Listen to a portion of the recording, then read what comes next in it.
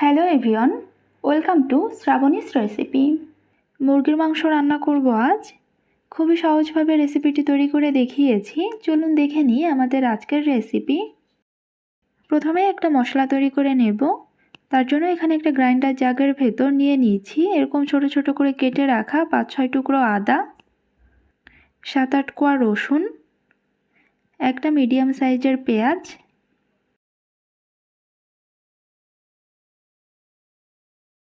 14 থেকে 15টা শুকনা মরিচ, 5-6টা এলাচ, এরকম ছোট 4-5 টুকরা দারচিনি, 1 চা চামচ গোটা জিরা। একটু জল দিয়ে এই মশলাটা একটা মিহি পেস্ট তৈরি করে নেব। এখানে আমি 1.5 কেজি মুরগির মাংস নিয়ে নিয়েছি আর মুরগির মাংসটা এরকম ছোট করে কেটে নিয়েছি। এখন চলে যাচ্ছে মূল রান্নায়। এখানে একটা কড়াইতে নিয়ে নিচ্ছি 1/2 কাপ তেল। এই তেলের ভেতর যে মশলাটা আমি তৈরি করে নিয়েছি সেই মশলাটা দিয়ে দিচ্ছি। মশলাটা একটু ভেজে নেব।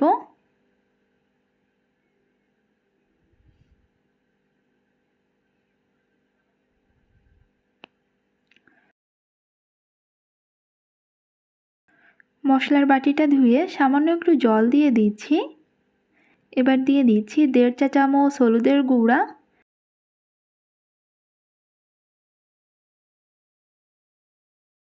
পরিমাণ মতো লবণ, 2-3টা তেজপাতা ছিঁড়ে দিয়ে দিচ্ছি। মশলাটা একটু ভালোভাবে কষিয়ে নেব।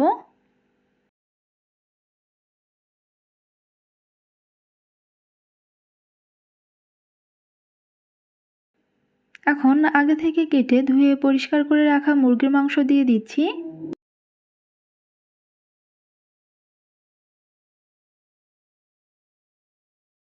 মাংসটা মশলার সাথে ভালোভাবে মিশিয়ে নিচ্ছি।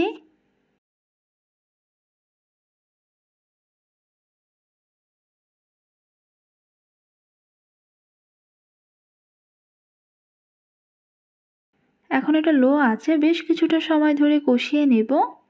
কষানোর সময় জল ব্যবহার করার কোনো প্রয়োজন নেই। মাংস থেকে যে জলটা উঠবে এই জলেই কিন্তু মাংসটা ভালোভাবে কষিয়ে নেওয়া হয়ে যাবে।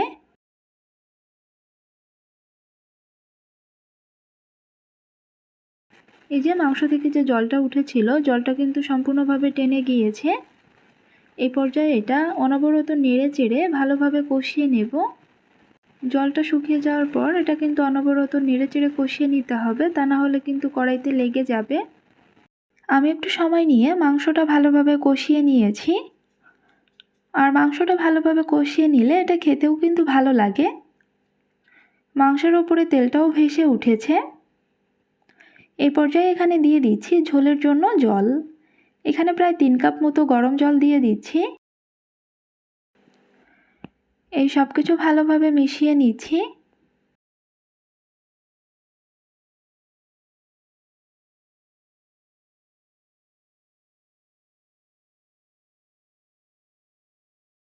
এখন এখানে মুরগির কলিজাটা দিয়ে দিচ্ছি। এখন এটা মিডিয়াম আঁচে রান্না করব মাংসগুলো ভালোভাবে সিদ্ধ হওয়া পর্যন্ত।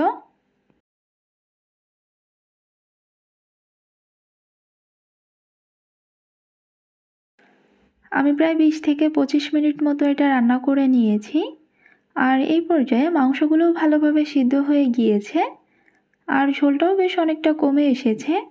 আমি এটা এতটুকুই ঝোল রাখবো। এখন সব শেষে এখানে দিয়ে দিচ্ছি 2 চা চামচ ভাজা জিরা ধনিয়ার গুঁড়া। ভাজা মশলাটা দিয়ে ঝোলের সাথে ভালোভাবে মিশিয়ে নেব।